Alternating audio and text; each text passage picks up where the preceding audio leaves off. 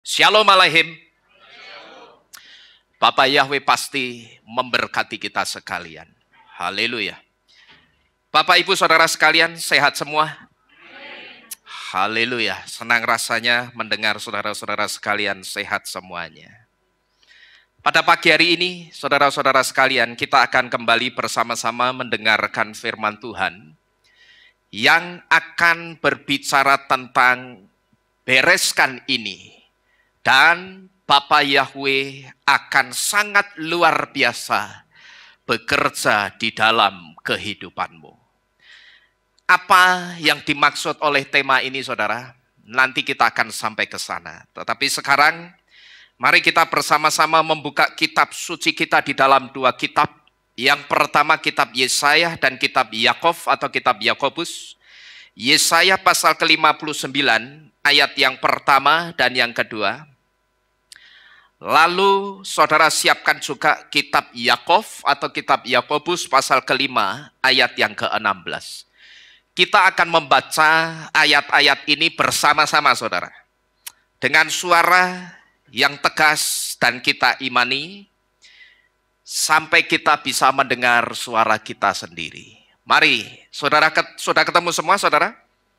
Sudah ya, kita baca bersama-sama yang pertama, Yesaya 59 ayat yang pertama dan yang kedua. Alef, Bet, Gimel. Lihatlah, tangan Yahweh tidaklah kurang panjang untuk menyelamatkan. Ataupun telinganya tidaklah berat untuk mendengar. Namun kejahatanmu itulah yang memisahkan kamu dari Elohimmu. Dan karena dosa-dosamu, Dia telah menyembunyikan wajahnya darimu untuk mendengar. Satu kitab lagi kita baca di dalam kitab Yakov pasal ke-5 ayat yang ke-16. Kita baca bersama-sama Alef, Bet, Gimel. Akuilah kesalahan seorang terhadap yang lain dan saling mendoakanlah seorang terhadap yang lain. Supaya kamu dapat disembuhkan.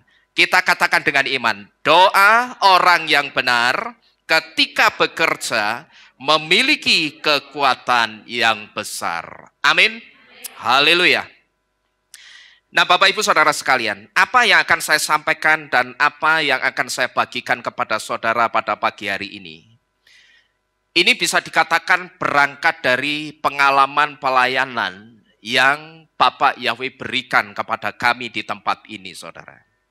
Secara khusus satu pengalaman menangani orang-orang sakit, di mana menurut pengakuan orang-orang yang sakit yang datang ke tempat ini, mereka mengatakan bahwa ketika mereka sudah memeriksakan tubuhnya yang sakit ke dokter, saat itu dokter katakan bahwa dokter itu sudah angkat tangan. Tidak bisa lagi menangani penyakitnya. Nah tetapi apa yang akan kita dengar ini tidak hanya untuk saudara yang sakit. Tetapi untuk saudara yang sedang mengalami suatu masalah atau persoalan apapun, firman ini juga berlaku untuk saudara. Dan tentu saja saudara, firman ini tidak hanya saya tujukan untuk saudara yang ada di tempat ini.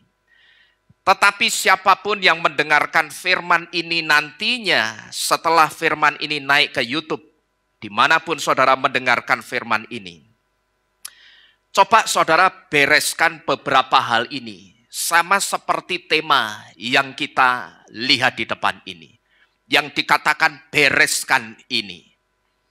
Jadi siapapun saudara yang mendengarkan firman ini, dan ketika sekarang ini mungkin ada di antara saudara yang sedang menghidupi pergumulan tubuh saudara yang sakit, atau mungkin saudara sedang menghidupi satu pergumulan, suatu persoalan atau masalah, dan sampai hari ini saudara tidak kunjung mendapatkan jawaban atau jalan keluarnya. Coba saudara bereskan beberapa hal ini yang nantinya akan saya sampaikan.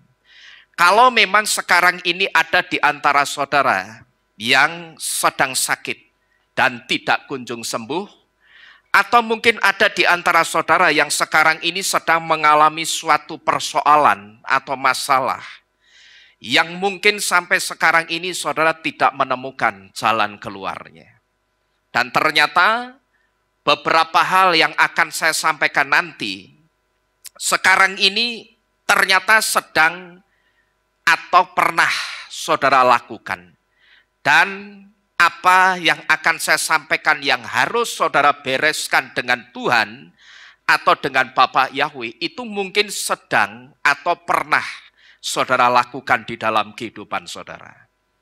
Saya percaya saudara, kalau orang lain setelah membereskan beberapa hal ini saat itu ditolong oleh Bapa Yahweh, saya pun juga percaya ketika saudara yang ada di tempat ini saudara mau merendahkan hati, saudara mau menyadari kesalahan saudara dengan Bapa Yahweh dan di situ saudara mau membereskan dengan Tuhan. Saya percaya Bapa Yahweh pasti akan menolong saudara dan saya. Amin. Memang orang sakit itu banyak faktor penyebabnya saudara. Bisa karena orang itu tidak menjaga pola hidup yang sehat. Bisa. Orang sakit itu juga bisa karena dia tidak menjaga pola makan yang sehat atau pola makan makanan yang kosher. Tetapi ada juga orang yang sakit. Dia sudah menjaga pola hidup yang sehat. Dia sudah menjaga pola makan makanan yang sehat atau yang kita sebut dengan makanan kosher. Yang tidak hanya makanan yang disebut layak, tetapi juga makanan yang sehat. Tetapi ternyata orang itu juga bisa sakit, saudara. Demikian pula dengan seseorang yang ketika mengalami suatu persoalan atau masalah. Masalah atau persoalan itu bisa datang dari internal atau eksternal. Internal itu dari dalam diri sendiri atau diri kita sendiri yang jadi penyebabnya. Atau mungkin orang lain yang jadi penyebabnya. Dan ketika orang itu coba menyelesaikan, ternyata sampai detik ini orang itu tidak pernah menemukan jalan keluarnya. Maka saya percaya ketika pada pagi hari ini, barangkali ada di antara saudara yang mendengarkan firman ini, menghidupi satu di antara pergumulan-pergumulan ini, atau mungkin sedang menghidupi kedua pergumulan ini. Baik itu pergumulan untuk tubuh saudara yang sakit, ataupun saudara sedang menghidupi pergumulan untuk suatu masalah atau persoalan. Saya percaya ketika nanti saudara dengarkan firman ini dengan baik-baik.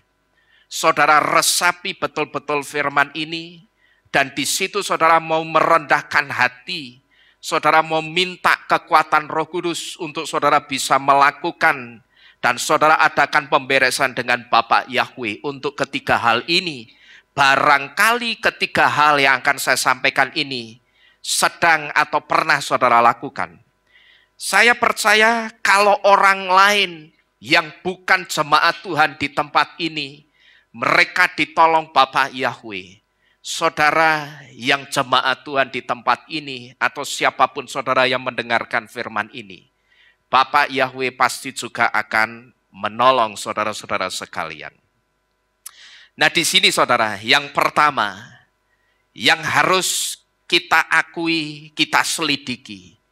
Coba kita selidiki, lalu ketika kita menemukan ternyata hal itu ada dan pernah kita lakukan di dalam kehidupan kita. Dan itu harus kita bereskan dengan Bapa Yahweh. Yang pertama adalah dosa fisik.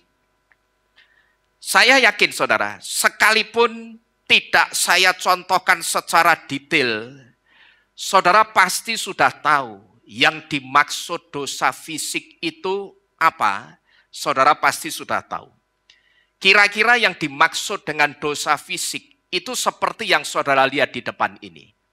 Bisa mulut yang suka berdusta, bisa mencuri, bisa membunuh, demikian pula bisa melakukan perzinahan dan sebagainya.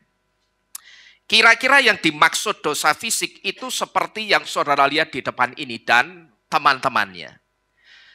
Nah, bagi sebagian orang, saudara, dosa ini seringkali saya lihat, dosa ini dianggap sepele. Dan bahkan ada orang-orang yang saya perhatikan, mereka menganggap tidak perlu membereskan dengan Tuhan untuk dosa-dosa ini.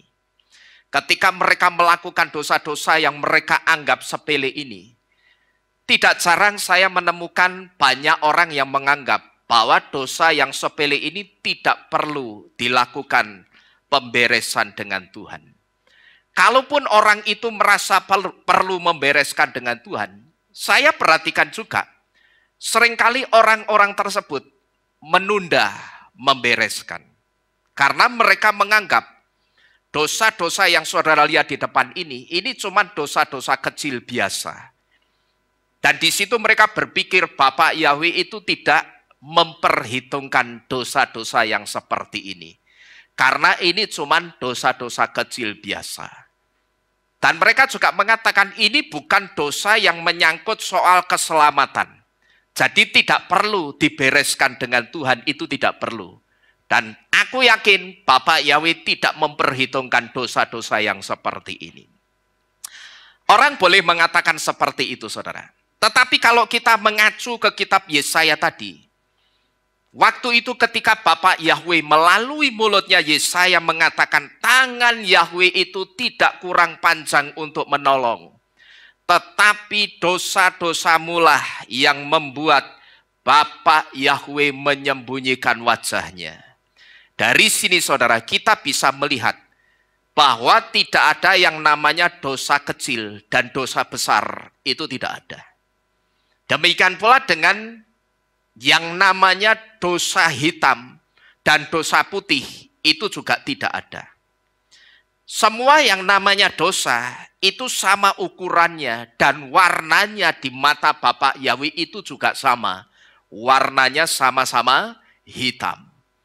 Semua dosa di mata Bapak Yahweh, baik ukuran dan warnanya itu sama. Ukurannya sama, warnanya juga sama, yaitu sama-sama hitamnya, sama-sama gelapnya, saudara. Karena yang namanya dosa itu akan membuat segala sesuatunya jadi gelap. Yesaya tadi, saudara, tidak mengatakan karena dosa-dosa kecilmu. Yesaya, kalau kita perhatikan tadi, juga tidak mengatakan karena dosa-dosa besarmu. Dan Yesaya itu juga tidak mengatakan karena dosa-dosa hitammu dan karena dosa-dosa putihmu. Tetapi yang dikatakan hanya karena dosamu. Di situ tidak ada kata-kata dosa kecil, dosa besar, dosa hitam, dan dosa putih. Itu tidak ada sama sekali. Yang dikatakan yang membuat Bapak Yahweh memalingkan wajahnya untuk menolong saudara dan saya, itu hanya satu, yaitu apa? Sin atau dosa. Kenapa semua dosa itu pertanyaannya kok sama ukuran dan warnanya di mata Bapak Yahweh? Karena yang disebut dosa itu semua yang kita langgar, saudara. Cuman masalahnya semua yang kita langgar itu ada di dalam Torah. Coba saudara perhatikan di depan. Saya ambil contoh beberapa hal saja. Yang disebut dengan dusta, mencuri, membunuh, berzina. Bukankah yang saudara lihat dosa-dosa ini semuanya ada di dalam Torah? Ke-10 Torah itu nulis apa? Ada kata-kata, jangan mencuri, jangan berzina, jangan mengucapkan dusta, jangan membunuh. Bahkan ketika kita kepingin punyanya orang lain, dan di situ pikiran kita jadi jahat. Di mata Bapak Yahweh itu sudah apa, saudara? Sudah dosa juga. Kita baru kepingin, belum ngambil. Tetapi di situ pikiran kita sudah jahat. Di mata Bapak Yahweh itu sudah dosa. Bahkan kalau saudara melihat 613 Torah secara keseluruhan, di situ saudara akan semakin melihat banyak hal yang tidak boleh kita langgar. Dan ketika kita melanggar, disitulah kita itu akan disebut berdosa. Kalau saudara baru melihat 10 Torah, itu sudah banyak hal-hal yang tidak boleh kita langgar, padahal baru 10. Tapi nanti kalau saudara melihat keseluruhan isi Torah, isi pengajaran, mitzvot atau aturan-aturannya Bapak Yahweh yang jumlahnya, kalau 10 Torah itu dijabarkan totalnya ada 613 aturan. Kalau saudara lihat itu semua, nanti di situ saudara akan melihat semakin dalam, semakin banyak hal yang tidak boleh kita langgar. Dan ketika saat itu kita melanggar, disitulah kita berdosa. Jadi dari sini saudara, tidak ada yang namanya dosa besar atau dosa kecil. Demikian pula tidak ada yang namanya dosa hitam dan dosa putih, itu tidak ada. Terus ada orang yang juga mengatakan apa? Aku melakukan dosa ini untuk kebaikan, itu juga tidak ada. Tetapi semua kesalahan yang kita lakukan di mata Bapak Yahweh, ukurannya itu sama. Saudara mungkin sampai di sini pikiran saudara tergelitik dengan kisahnya seorang pelacur yang bernama Rahab. Kira-kira saudara akan tergelitik dengan apa yang dilakukan Rahab itu apa? Ketika Rahab itu menyembunyikan malaikat Bapak Yahweh di mana? Di loteng. Terus ada penjaga-penjaga kota yang geruduk rumahnya Rahab. Lalu di situ mereka tanya, kemana orang-orang yang masuk ke rumahmu ini? Di situ Rahab ngomong apa saudara? Mereka tidak ada di sini, coba kamu cari. Barangkali mereka belum sampai di pintu gerbang kota. Secara pikiran manusia kita, mulutnya Rahab dusta atau tidak itu? Secara pikiran manusia kita bohong. Tetapi apakah itu dusta? Bukan sebetulnya. Tetapi itulah yang disebut dengan hikmat. Karena apa? Itu membawa satu misi keselamatan, gitu loh. Malaikat Yahweh itu membawa misi keselamatan. Dan yang ngomong begitu itu sebetulnya bukan Rahabnya sendiri, tetapi Ruach HaKodeslah yang ngatur mulutnya Rahab ngomong seperti itu. Dan itu bukan dosa saudara, tetapi itu hikmat. Dan itulah Roh Kudus yang berbicara membuka mulutnya Rahab. Karena saat itu misi penyelamatan secara khusus untuk Rahab dan keluarganya dan orang-orang yang ada di sekitar situ. Dan untuk misi penghancuran itu tidak boleh gagal. Harus terlaksana. Maka saat itu Bapak Yahweh buka mulutnya Rahab untuk ngomong seperti itu kepada penjaga-penjaga kota. Jadi sekali lagi, tidak ada yang namanya dosa besar atau dosa kecil. Demikian pula tidak ada yang namanya dosa hitam dan dosa putih. Tetapi semua dosa atau kesalahan di mata Bapak Yahweh yang kita lakukan ukurannya itu sama dan warnanya sama-sama hitamnya. Jadi kalau ukurannya sama, maka kesalahan apapun yang kita lakukan, dosa apapun yang kita lakukan, itu hukumnya mutlak harus dibereskan dengan Bapak Yahweh. Sekalipun sekali lagi saya katakan ada orang-orang yang menganggap hal-hal yang saudara lihat di depan ini perkara yang sepele. Bahkan mengatakan ini tidak perlu dibereskan dengan Tuhan. Bahkan seringkali saya melihat saudara, ada orang-orang yang jatuh dalam satu dosa perzinahan ini.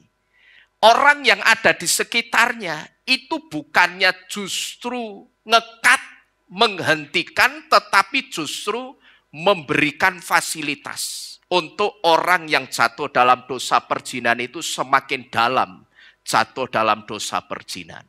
Pertanyaannya sekarang, kenapa ada orang-orang yang model begini saudara? Ada orang-orang yang justru ketika melihat orang lain jatuh dalam satu kejatuhan, dia bukannya menghentikan, tetapi justru memberi fasilitas. Ya karena itu tadi. Karena menganggap yang seperti itu, perzinahan, mencuri, terus dusta, itu bukan satu kesalahan, bukan dosa yang diperhitungkan Bapak Yahweh. Jadi tidak perlu dibereskan. Seperti itu saudara-saudara sekalian. Dulu kami pun ketika berbicara dengan orang-orang yang datang ke tempat ini, baik mereka yang datang dalam keadaan sakit maupun datang dengan masalah atau persoalan apapun. Saya dan orang tua saya juga mengajak mereka membereskan dosa fisik ini, saudara. Saya ajak mereka untuk membereskan dosa fisik ini dengan Bapak Yahweh. Dan saat itu ketika mereka mengakui dengan penuh ketulusan, mereka mengakui bukan dengan keterpaksaan tetapi dengan sukacita. Karena mereka memang ingin mendapatkan pertolongan dari Bapak Yahweh. Dan saat itu ketika mereka betul-betul menyadari kesalahannya. Saudara tahu apa yang terjadi? Sebagian besar dari mereka betul-betul disembuhkan Bapak Yahweh. Dan ketika mereka datang dengan persoalan atau masalah apapun, saat itu mereka bersaksi, kembali lagi dan bersaksi. Dia katakan, Pak, masalah saya sudah selesai. Karena apa? Orang-orang itu mau menyadari kesalahannya. Orang-orang itu mau mengakui kesalahannya. Yang saya sebut orang-orang yang mau mengakui kesalahannya, menyadari kesalahannya, mereka sudah mengambil satu sikap yang benar. Karena mereka bertindak seperti Raja Daud, bukan seperti Saul. Sekali lagi saudara masih ingat bedanya anugerah pengampunan yang diberikan Bapak Yahweh kepada Raja Daud dan Saul itu apa? Kenapa? Dengan Raja Daud, seolah-olah Bapak Yahweh ketika Raja Daud berdosa, itu langsung mengampuni begitu saja saudara. Tapi kalau sama Saul, itu dindende, tidak segera diampuni, bahkan Saul itu ditegur keras Bapak Yahweh. Kira-kira kenapa? Karena Daud kenapa saudara? Langsung mengakui. Dia katakan apa? Hatatilah Yahweh. Ya, aku memang berdosa melawan Yahweh. Daud itu tidak banyak cincong, tidak banyak alasan macam-macam. Seperti Saul, yang ketika ditegur oleh Samuel, bukannya langsung mengakui, tetapi justru apa? Cincong, banyak cincong, alasan macam-macam. Lah aku kan begini, aku begitu, begono begini. Tapi kalau Daud, begitu ditegur oleh Nabi Nathan, saat itu juga dia akui, hatatilah Yahweh. Ya, aku memang berdosa. Bahkan tidak hanya dia katakan, aku memang berdosa. Tetapi dia katakan apa? Aku memang berdosa against Yahweh. Melawan Yahweh. Itu yang membedakan perlakuannya Bapak Yahweh kepada Daud dan Saul itu. Ketika Daud sedang dalam kejatuhan, dia langsung akui. Tetapi Saul tidak pernah langsung mengakuinya. Jadi Bapak Ibu Saudara sekalian, sekali lagi saya berangkat dari kesaksian pengalaman kami melayani Bapak Yahweh di tempat ini. Ketika orang-orang yang datang ke tempat ini, mereka datang dengan sakit penyakit apapun itu, dokter sudah vonis, tinggal menunggu hari. Bahkan dulu yang disebut gagal ginjal, yang namanya Suti, yang dari Banyutowo itu. Yang dokter bilang dicuci darahnya pun sudah percuma. Orang gagal ginjal itu kan tombonnya cuma apa? Cuci darah. Tapi waktu itu dokter mengatakan dicuci darahnya pun percuma. Karena darahnya sudah rusak. Tetapi saat itu dia akui kesalahannya. Dia akui dosa-dosanya.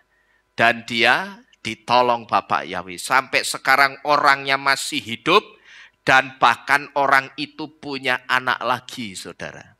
Anaknya bahkan sempat sekolah di Semarang ini. Di Tugu Muda itu ada kampus namanya apa itu? Udinus. Di situ anaknya sempat. Bahkan pernah ikut ibadah di tempat ini anaknya. Itu anak setelah dia disembuhkan dari sakitnya. Ya, setelah ginjalnya diganti yang baru sama Bapak Yahweh. Itu anaknya, saudara. Bukan anak sebelum dia sakit, tapi setelah dia sakit. Nah, ini membuktikan kalau kita itu mau menyadari kesalahan dosa-dosa kita. Firman Tuhan memberitahu Bapak Yahweh itu sangat setia dan adil. Dia akan menolong saudara dan saya.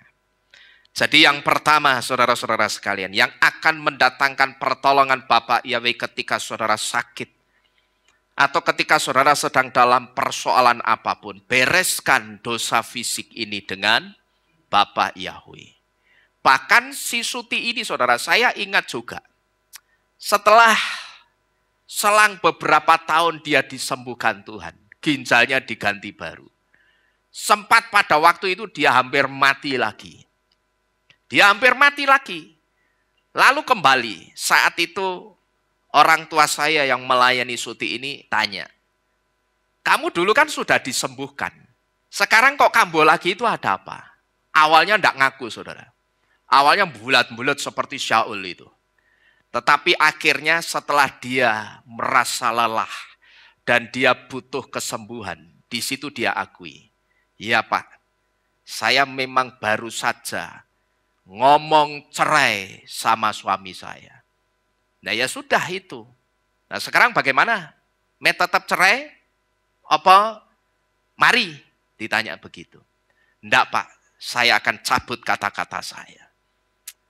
Begitu dicabut, saudara, dia akui di hadapan Tuhan ini satu kesalahan. Diajak pemberesan dengan Bapak Yahweh. Sekarang hidup lagi sampai hari ini. Beberapa tahun yang lalu, saya sempat mampir ke desanya setelah saya melayat neneknya Galuh pada waktu itu. Ya, jadi dari sini, saudara, dari kesaksian ini, sekali lagi saya katakan, apa yang saya angkat pada pagi hari ini, saya bagikan kepada saudara. Ini betul-betul berangkat dari sebuah pengalaman pelayanan yang nyata. Maka saya percaya ketika saudara melakukan hal yang sama seperti orang-orang yang dulu ditolong Tuhan, mereka mengakui kesalahannya dengan ketulusan, dengan kesungguhan.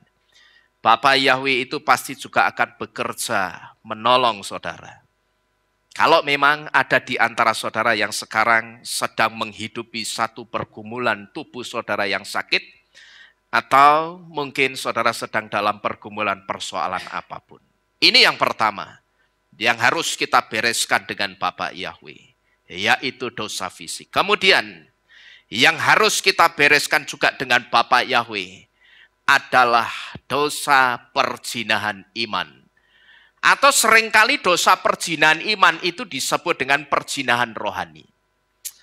Dosa perzinahan iman atau perzinahan rohani itu seperti apa kira-kira? Satu di antaranya, ketika ada di antara saudara yang sekarang ini datang ke dukun, lalu di situ saudara minta petunjuk atau minta pertolongannya dukun atau paranormal.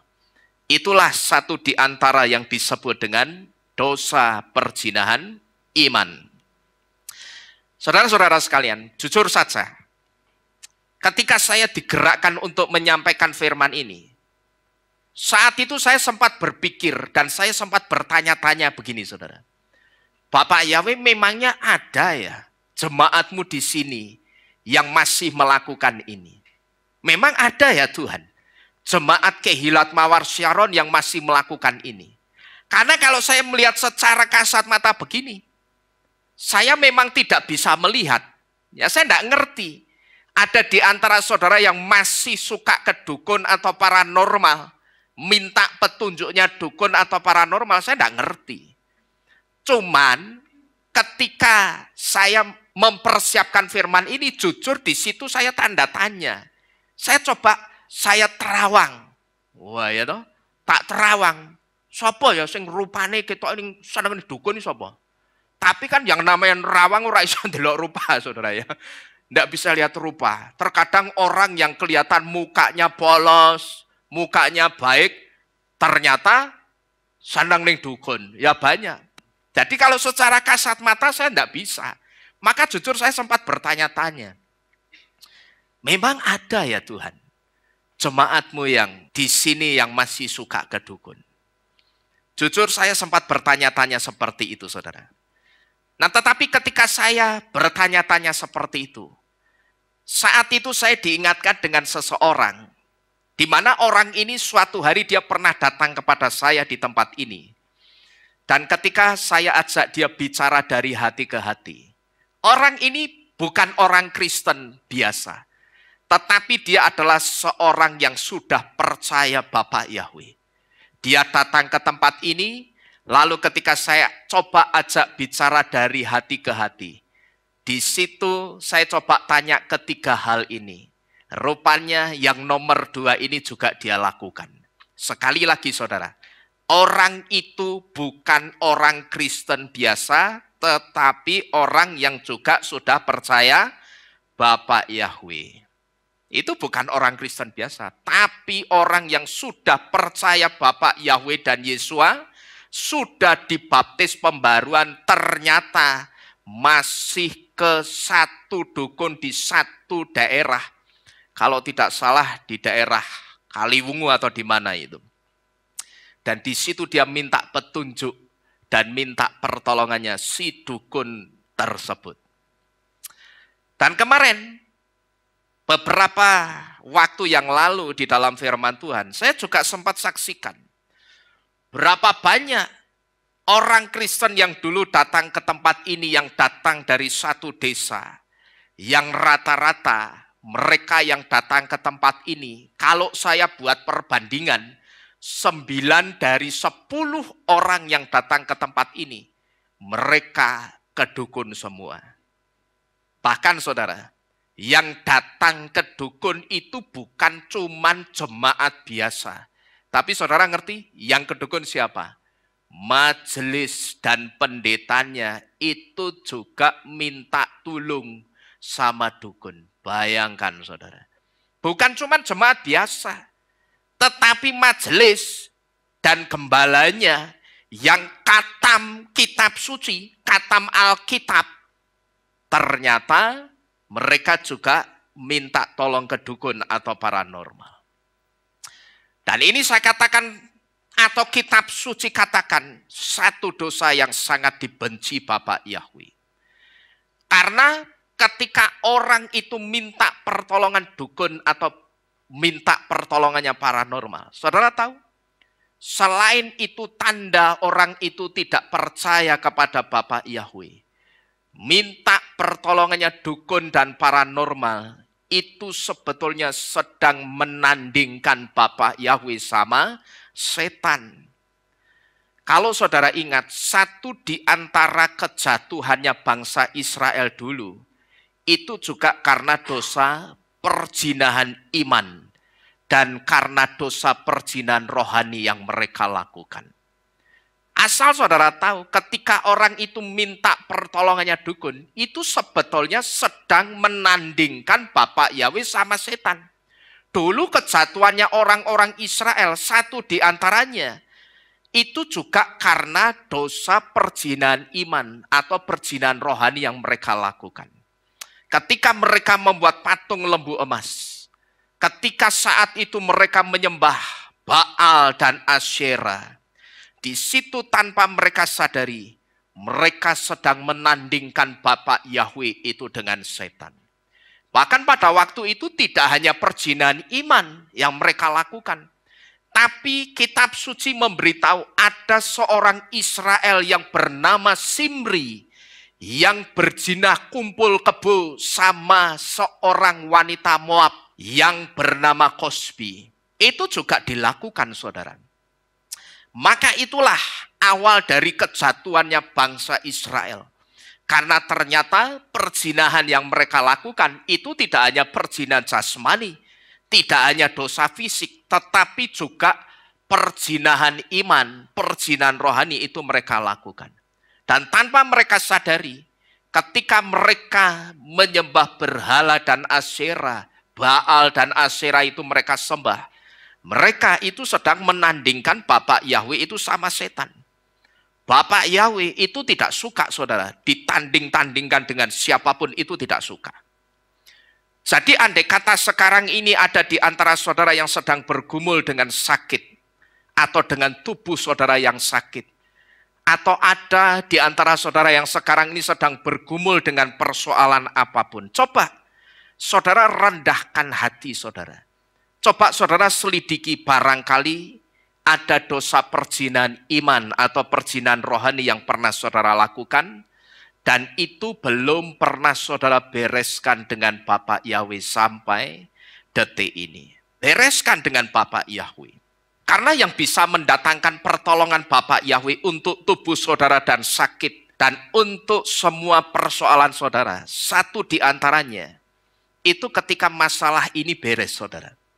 Ketika masalah dosa perjinan iman ini beres, saya percaya Bapak Yahweh itu akan bekerja menolong kehidupan saudara.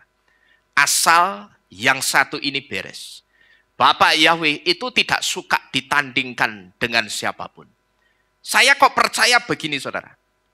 Ketika Bapak Yahweh itu melihat di dalam pergumulan saudara, di dalam pergumulan tubuh saudara yang sakit, dan di dalam pergumulan persoalan saudara apapun itu, tidak ada pribadi lain yang ditandingkan dengan Bapak Yahweh di dalam pergumulan saudara. Saya kok percaya Bapak Yahweh itu akan bekerja dengan luar biasa di dalam pergumulan saudara. Ya, saya percaya itu saudara. Jadi dengan kata lain saya sedang memberitahu, kalau sekarang ini mungkin pergumulan saudara itu belum juga ketemu goalnya. Saudara sakit tidak sembuh-sembuh. Saudara mengalami satu masalah tidak selesai-selesai. Barangkali satu di antaranya, hal ini belum beres dengan Bapak Yahweh. Sekalipun saya katakan, masih banyak faktor-faktor lainnya yang membuat pergumulan saudara itu seolah-olah membentur langit tembaga. Yang artinya ketika saudara berdoa, saudara tidak pernah ketemu. Kok sampai hari ini aku doa puasa, bahkan puasa Ester, puasa siapa lagi saudara lakukan semua. Tetapi saudara merasa tidak pernah menemukan jalan keluarnya. Yang saya sebut doa pergumulan saudara itu sedang membentur langit tembaga. Coba selidiki, ada apa yang tidak beres dengan Bapak Yahweh. Tetapi sekali lagi, orang yang mau menyelidiki, penyelidikan ini hanya berlaku untuk orang-orang yang pertama yang memiliki kerendahan hati. Yang kedua, untuk orang-orang yang tidak menganggap dosa atau kesalahan-kesalahan kecil itu sebagai kesalahan yang sepele, yang tidak perlu dibereskan dengan Bapak Yahweh. Saya cuma percaya saudara bereskan, Bapak Yahweh akan bekerja menolong saudara. Kemudian yang harus kita bereskan juga dengan Bapak Yahweh yang ketiga adalah kepahitan dengan seseorang. Bahkan mungkin ada di antara kita yang sekarang ini sedang kepahitan. Tidak hanya dengan orang, tetapi kepahitan sama siapa itu? Halo? Sama Tuhan. Loh memang ada Pak? Oh ada. Asaf. Dia siapa saudara? Asaf itu yang ada, ditulis di dalam kitab Tehilim atau Mizmor. Siapa? Asaf itu kepala pemimpin pujian. Bukan sekedar pemimpin pujian. Tetapi istilahnya Asaf itu supervisornya, pelayan pemimpin pujian di bait suci. Itu kepala pemimpin pujiannya di bait suci. Asaf yang adalah seorang kepala pemimpin pujian di bait suci saja, dia pernah merasa pahit hati dengan Bapak Yahweh. Kitab Tehilim atau kitab Mazmur berapa itu yang kemarin saya tunjukkan. Itu satu perikop yang mencatat rintihan hati dan pahit hatinya seorang Asaf kepada Bapak Yahweh.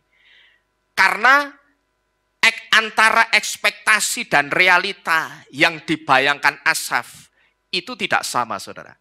Ekspektasinya dia berpikir, Kalau aku melihat orang-orang fasik yang tidak kenal Yahweh dan tidak melayani Yahweh saja, hidupnya kaya-kaya, tubuhnya sehat-sehat, gemuk-gemuk, aku yakin kalau aku yang melayani Bapa Yahweh, aku juga akan kaya raya seperti mereka.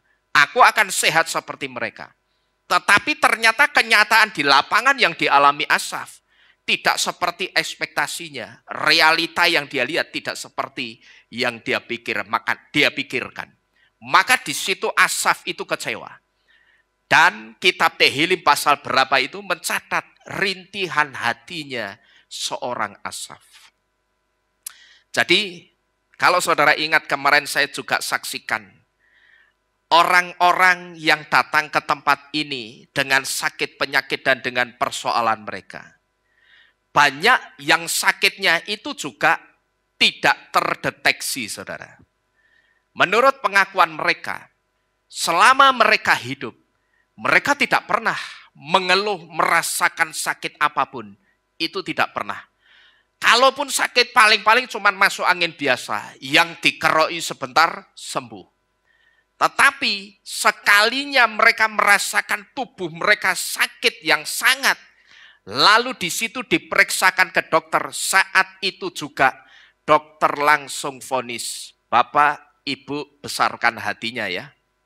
Saya harus mengatakan dan Bapak atau Ibu harus menerima bahwa Bapak atau Ibu mengidap kanker stadium 3. Orang-orang yang pernah datang ke tempat ini, banyak sekali di antara mereka yang sakitnya itu tidak terdeteksi sama sekali. Mereka tidak pernah mengeluh. Ada sakit yang berat di dalam tubuh mereka, itu tidak pernah.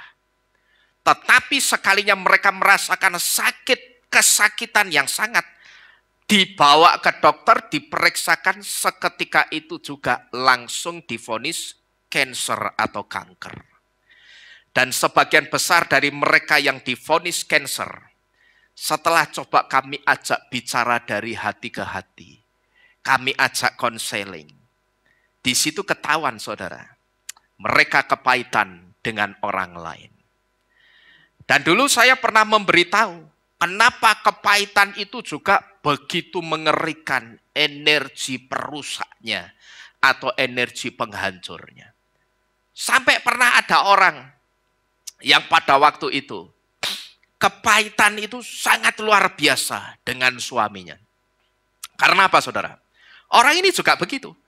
Dia menurut pengakuannya, saya seumur-umur Pak, tidak pernah sakit sama sekali.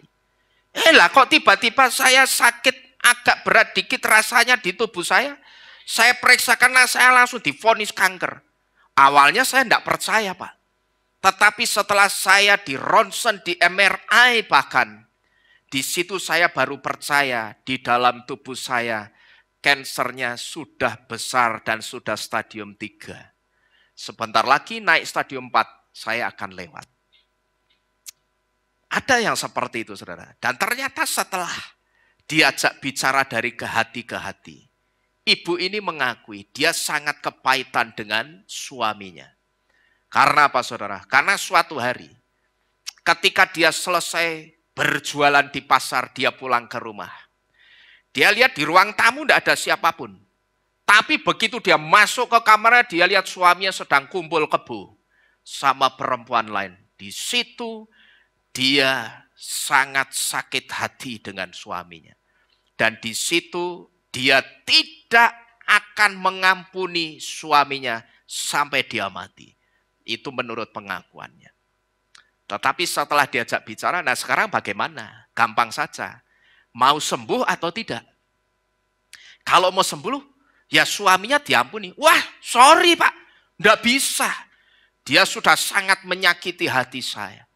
Bayangkan, saya capek-capek pulang kerja, dia kumpul kebo, kelonan sama perempuan lain di kamar tempat saya dan suami saya tidur. Kalau Bapak atau Ibu yang melihat seperti itu bagaimana? Sorry, saya tidak bisa mengampuni suami saya. Pokok sampai mati, saya tidak akan pernah mengampuni suami saya. Ya sudah, kalau tidak bisa mengampuni ya sudah.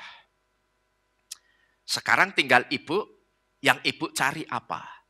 Ibu mau sembuh atau mau mati dalam penyakit ibu atau karena penyakit ibu ini? Sudah begini saja, coba saya kasih waktu ibu renungkan ini baik-baik. Begitu dikasih waktu untuk merenungkan ini, ibu itu nangis gugup, saudara. Dia nangis sejadi-jadinya di kehilat ini. Setelah kira-kira 1,5 jam nangis tidak berhenti-berhenti. Di situ hatinya mulai luluh. Dia katakan, baik Pak, saya akan belajar melepaskan pengampunan untuk suami saya.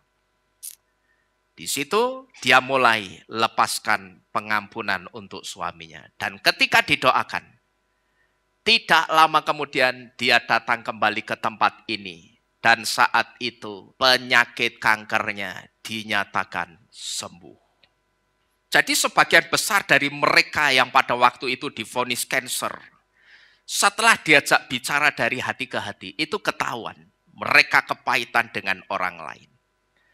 Dan saya ingat beberapa bulan yang lalu, kalau tidak salah bulan atau beberapa tahun yang lalu, saya pernah memberitahu di tempat ini.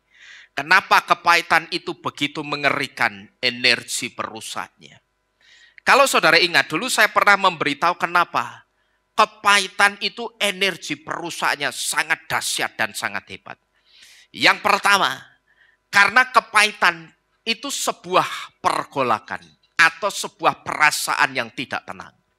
Cuman perasaan tidak tenangnya itu terlalu masif, terlalu kuat atau terlalu besar di dalam diri seseorang. Dan perasaan tidak tenangnya itu datangnya bertubi-tubi mengguncang jiwa seseorang.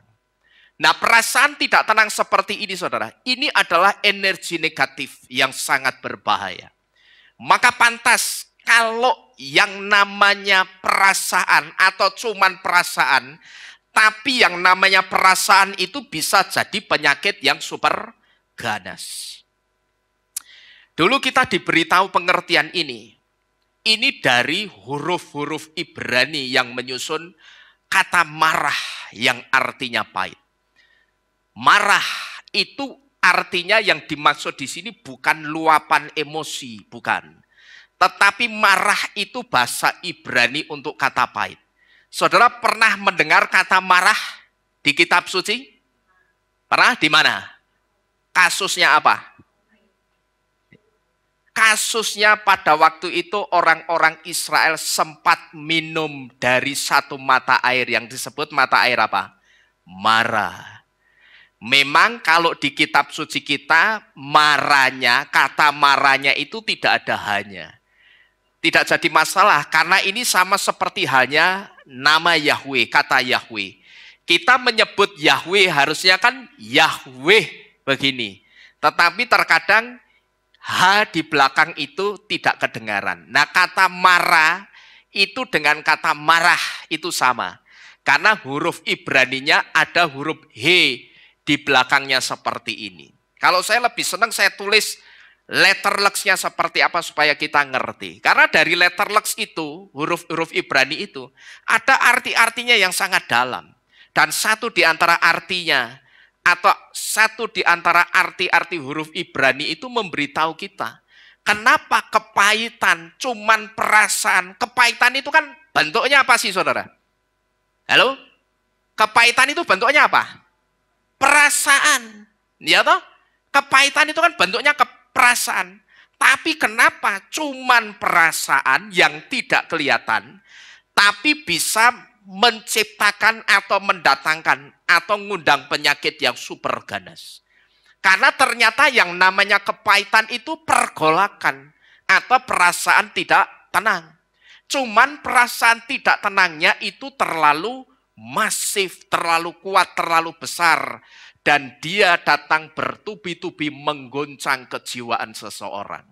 Nah, perasaan tidak tenang seperti ini energi negatif yang sangat berbahaya. Pantas maka kalau dikatakan yang namanya perasaan tapi bisa jadi penyakit yang super ganas. Jadi kalau saudara tanya bagaimana perasaan bisa menciptakan penyakit yang super ganas, yang satu di antaranya disebut dengan cancer atau tumor dan teman-temannya, ya sebetulnya karena ini. Karena perasaan yang tidak tenang. Cuman tidak tenangnya itu terlalu apa itu? Terlalu masif, terlalu kuat, atau terlalu besar. Sebagai manusia juga saudara, saya menyadari setiap kita, ada kalanya pasti kita merasa jantung hati kita itu tidak tenang. Cuman kalau sampai perasaan tidak tenangnya itu terlalu masif, terlalu mendominasi, ini bahaya saudara. Orang yang sedang kepahitan, bisa saya pastikan ada satu pergolakan besar di dalam jantung hatinya. Perhatikan ini baik-baik. Orang yang sedang kepahitan, bisa saya pastikan di dalam jantung hatinya, di dalam dirinya, itu pasti sedang ada satu pergolakan besar. Di mana pergolakan besar itu mengharuskan orang tersebut untuk memilih salah satu.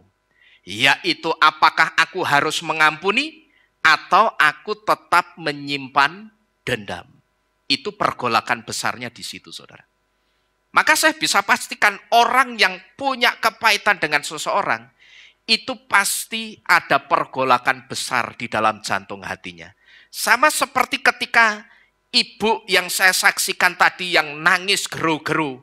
1,5 jam dia nangis. Nangisnya itu karena apa? Karena di dalam hatinya itu sedang ada apa itu? Sedang ada turbulence, sedang ada satu pergolakan besar. Aku harus mengampuni suamiku atau harus tetap menyimpan dendam kepada suamiku. Itulah pergolakan besarnya. Dan ketika orang diperhadapkan dengan pilihan yang sulit seperti ini, tidak jarang orang itu akan tertekan batinnya. Dan batin yang tertekan seperti ini, inilah bibitnya penyakit. Lalu dulu saudara, kita juga pernah diberitahu kenapa kepahitan itu energi perusaknya sangat besar. Karena kepahitan itu selalu memunculkan atau selalu menciptakan perasaan terluka di jantung hati seseorang. Nah kalau yang dimunculkan itu selalu terus perasaan terluka, atau perasaan selalu merasa disakiti orang lain, ini akan membuat orang itu hanya melihat keburukannya orang lain. Dan otomatis kalau orang itu yang dilihat hanya keburukannya orang lain, hasil dari perasaannya yang selalu diajak melihat atau merasakan dia disakiti oleh orang lain, otomatis matanya itu akan tertutup untuk segala sesuatu yang baik. Saya rasa saudara, pantas kalau orang yang kepahitan bisa kena penyakit kronis, itu pantas. Karena apa? Karena hatinya itu diajak ngenes terus. Hatinya itu diajak nelongso terus gitu loh. Hatinya itu diajak meratapi terus hidupnya yang pernah disakiti orang. Coba saudara renungkan, bagaimana tidak penyakitan kalau yang dipikirkan setiap hari itu cuman sakit hati.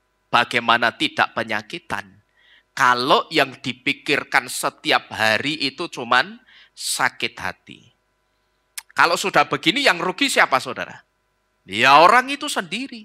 Ya kita sendiri kalau kita menyimpan kepahitan dengan seseorang. Padahal orang yang kita pahiti itu belum tentu kalau kita sedang pahit hati dengan orang itu. Tetapi setiap hari dengan santainya, dengan ketawa-ketawa, dengan senyum, orang yang kita pahiti dia nikmati kehidupannya. Ini ya toh? Kira-kira akan tambah kepahitan enggak kita saudara? Tambah kepahitan. Apalagi orang yang saudara pahiti, pas lewat di depan saudara, ngeloroi saudara. Mari Pak, mari Bu. Lalu dengan senyum yang kecut saudara membalas, mari. Ya toh? Kira-kira saudara akan tambah kepahitan atau tidak?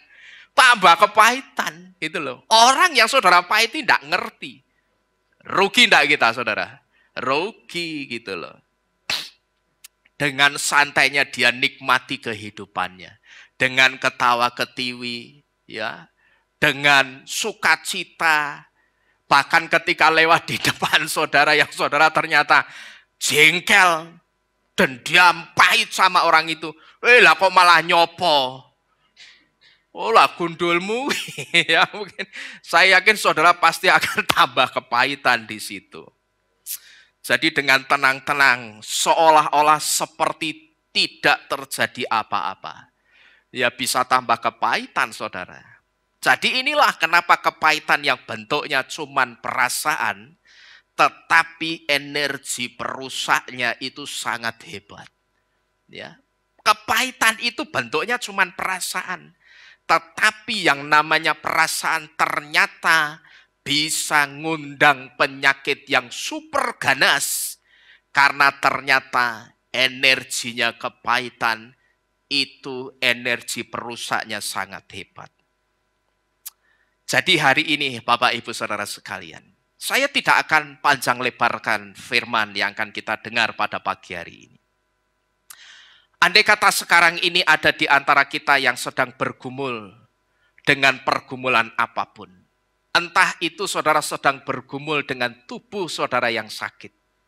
Atau saudara sedang bergumul untuk persoalan apapun. Dan ternyata setelah mendengarkan firman ini, ada satu di antara 3 hal yang sudah saudara dengar ini saudara lakukan. Bahkan mungkin, Pak, ternyata tidak satu, 3-tiganya tak lakukan.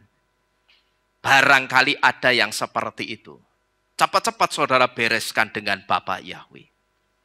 Saudara ingat tadi Bapak Yahweh melalui mulutnya Yesaya memberitahu kita apa? Dosa itulah yang membuat Bapak Yahweh menyembunyikan apanya? Menyembunyikan wajahnya untuk menolong saudara. Maka saya percaya. Tapi kalau tangannya Bapak Yahweh tersembunyi atau tidak sebetulnya saudara? Tidak. Maka di awal dikatakan tangan Yahweh itu sebetulnya tidak kurang panjang. Untuk menjangkau engkau yang ada di bumi, Yahweh yang ada di Syamayim. Untuk menolong engkau itu tidak kurang panjang. Gitu loh. Cuman dosamu itu yang membuat Bapak Yahweh memalingkan wajahnya. Untuk memberikan pertolongan kepada saudara dan saya. Maka saya percaya saudara, ketika 3 hal ini yang mungkin saudara lakukan, 3 hal ini beres dengan Bapak Yahweh.